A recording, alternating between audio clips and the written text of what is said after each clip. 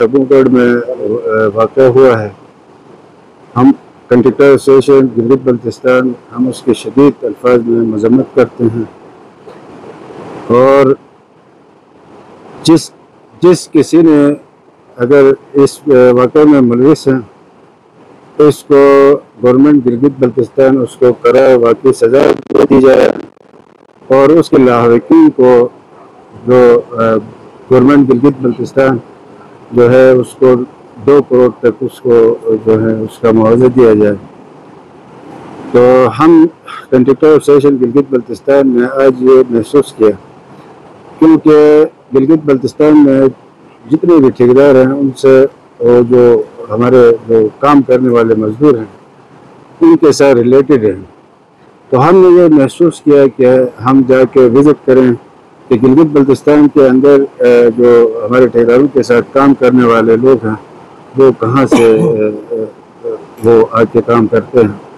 تو آج ہم نے باقاعدہ بلتستان میں جتنے بھی ٹھیکیدار ہیں ان سے ہم نے رابطے بھی کی، اور خود ہم نے بذات خود وزٹ بھی کیا سائٹ کا، نگر کا، جلال آباد کا اور نومل کا۔ وہاں ہم اپنے اس مزدوروں کے ساتھ ملاقاتیں بھی کی۔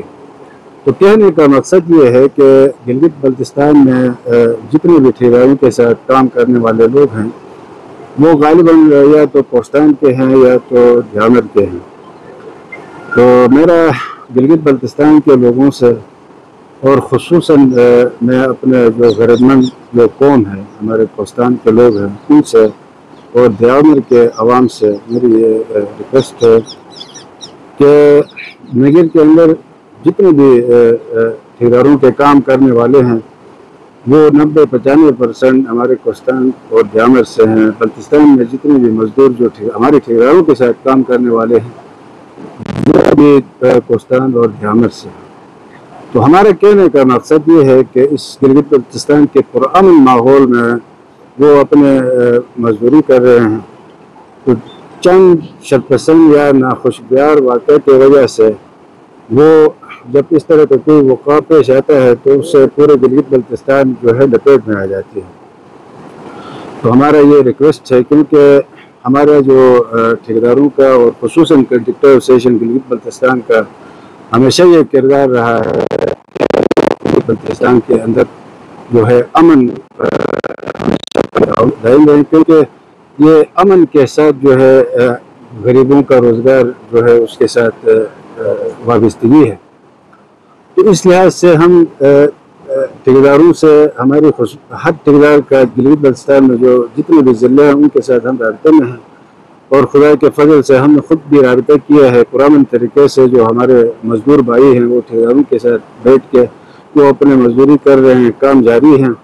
اور ان سے ہم نے باقاعدہ پوچھا بھی ہے کوئی تکلیف کسی قسم کا کوئی تکلیف ہے تو وہ بالکل خوش ہو کے اپنی جگہ میں کام کرتے ہیں۔ اسی طرح ہم ایک مثال قائم کرنا چاہتے ہیں۔ دیکھیں وہاں نگر میں بلتستان میں مخصوص ایک مسلک کے لوگ رہتے ہیں،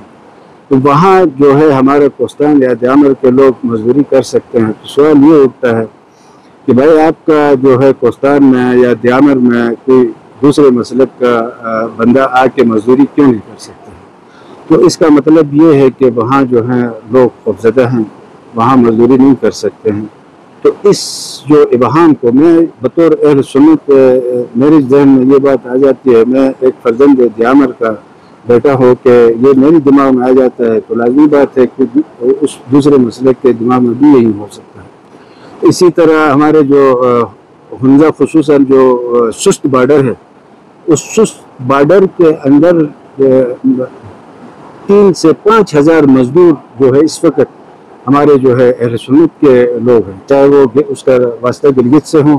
چاہے اس کا واسطہ کوستان سے ہوں یا دھیامر سے ہوں، وہاں وہ مزدوری کر رہے ہیں۔ تو کسی کی شر کی وجہ سے خدا نخواستہ کوئی ایسی واقعہ پیش آیا تو یہ تکلیف جو ہے ہم سب کو ہے۔ تو ہم چاہتے ہیں کہ گلگت بلتستان ہو، کوہستان ہو، وہ اس امن کے پرچم کو مضبوطی سے پکڑیں، مضبوطی سے تھامیں، اور اتحاد بین المسلمین کو آپ زندہ رکھیں، قائم رکھیں۔ اللہ تعالی ہم سب کا حامی و ناصر ہو۔